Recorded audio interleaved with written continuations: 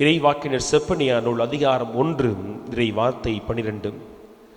ஆண்டவர் நன்மையும் செய்யார் தீமையும் செய்யார் என்று தங்கள் உள்ளங்களில் சொல்லிக்கொண்டு பஞ்சனையில் சாய்ந்து கொழுத்தறுப்போரை தண்டிப்பேன். நம்முடைய வீடுகளில் பார்க்கலாம், சிலர் இஷ்டத்துக்கு வாழ்வாங்க. அவங்களுக்கு கடவுள் தேவையில்லை, கோவில் தேவையில்லை, வழிபாடுகள் தேவையில்லை, இறைவார்த்தை தேவையில்லை.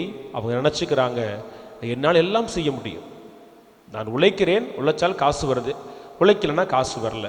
அப்போ உழைப்பு தான் முக்கியம். காசு இருந்தால் நல்லா இருக்கலாம், காசு இல்லைன்னா கஷ்டப்படுறோம், அப்போ காசு தான் முக்கியம். இதில் கடவுளுக்கு என்ன வேலை?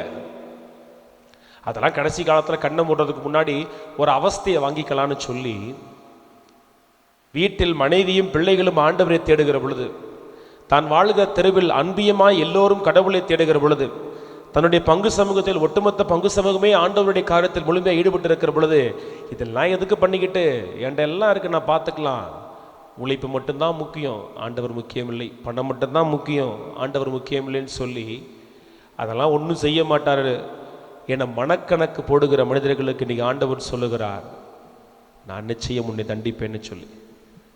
இந்த வார்த்தை அவர்கள் செவிகளில் விழுந்தும் கூட ஆண்டவர் ஒன்றுமே செய்ய மாட்டார்னு சொன்னால், உண்மையிலேயே இந்த ஒரு மனநிலை அவருக்கு ஆணியாக இருக்கும். பின் ஒரு நாளில் அதே ஆணியை அந்த மனிதனும் சுமப்பான்.